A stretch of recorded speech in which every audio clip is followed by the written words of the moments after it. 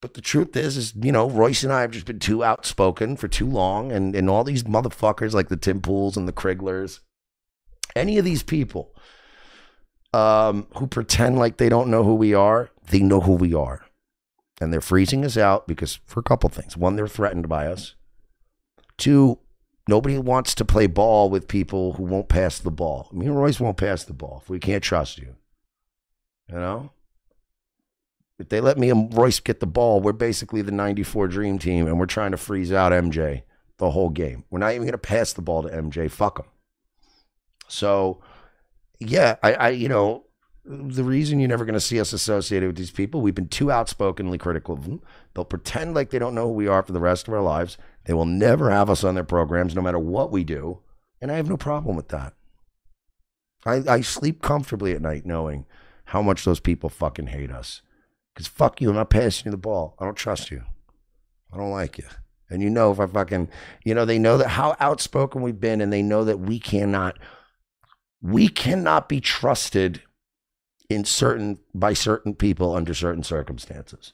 Which is why I gave credit to a certain extent. I gave credit to Anthony for not having a goddamn meltdown when I went on his record on his network.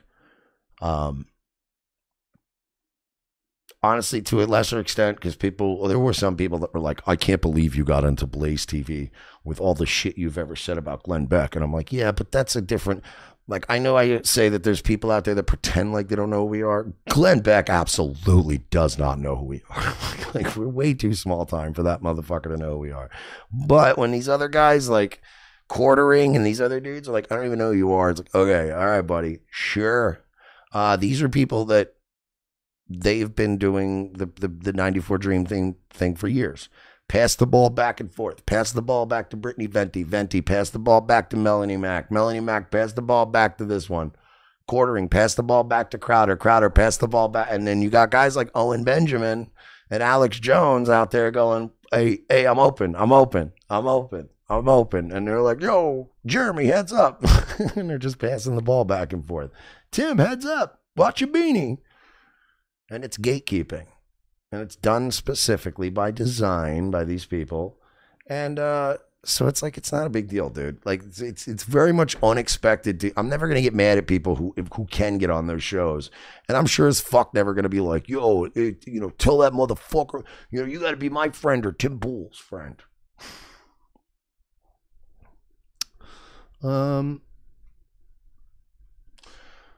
Barry in the chat says, what is this N-word ball analogy? I'm lost. Honestly, anytime somebody says shit like that, like you publicly proclaiming that you can't understand a simple analogy about a basketball being passed back and forth between two people is not the fucking dunk, no pun intended, that you think it is. You know what I mean? Like, I know you're trying to go, I'm really racist and I'm going to be really edgy here. What's this N-word ball thing? I don't understand it.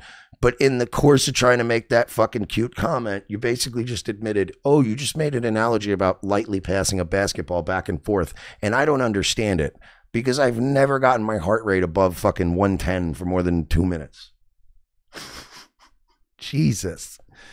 I don't understand. What is this analogy? What is this ball analogy? No, just passing a ball back. And see, in a game, there's several players on a court or a field, and you can pass the ball around. It makes everybody get involved in the game. Jesus Christ.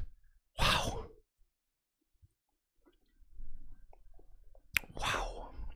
It's just not the own you think it is. Ah, fuck. I forgot to set up the locals chat tonight. That locals, man. Everybody should just cancel their locals for Nightwave and just do the ROTC one. Because I feel bad at this point. Because I forgot to set that up tonight. Nobody goes there anyway.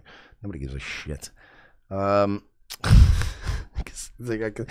actively, you know, it's funny too, because they don't even know who I am. So the rep at locals that we deal with for ROTC sent me an email to Nightwave, and you can just tell that, you know, locals is just trying to be cool with their creators and stuff, but he has no idea that Nightwave has anything to do with ROTC. So he sent me like an email basically going like, hey man, this is so-and-so from locals, and I'm one of the reps here, likes to help. If there's anything I could ever do, you're doing great with your channel. If I could help you out, help you grow your channel. And I have to email him this weekend and be like, yeah, man, it's Mersh. It's the ROTC guy. This is just Nightwave, dude. I just need a fucking stable stream to do my show on. I don't really do subscriber shit. I don't do paywall stuff. People give me money if they can. I don't, there's no point. Hobo chili recipe we did that one. McTimmy for mayor, $25. Shit. Whoa, that's another big one. I have a BMW. I have a BMW. Okay. Yes. He says, no, this isn't nice, but we're going to have to go with it. He says, Rumble sucks, and so does locals. Tell those lazy shit server having Silicon Valley wannabe ass losers that they better give you a bonus. I haven't watched ROTC in months, and I damn sure haven't gotten a Wednesday show.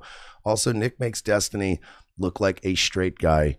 Just saying. Well, yeah, but that's because Destiny's a, leftist faggot. And it's kind of a side way of getting pussy, because a lot of these guys, once they become friends with the manager, and they don't pay the girls any mind, they'll just tip them and don't pay attention to them. The girls will fuck them eventually. So it's like he's just going to be friends with the fucking. I'm like, yeah, it's a good hustle, and he taught me that. So this show's kind of like that, just without the titties. And who knows? Maybe we get off fucking YouTube one day. Maybe we'll figure out what Rumble's titty policy is. We might have titties. Maybe this show upgrades. Maybe Rumble. We'll find out what's eventually, because since Rumble's not going to respect me and put me on the front page or treat me with any kind of dignity, if they're just going to make money off my show and be ashamed of me, well, then I might as well be vice-filled and shameful.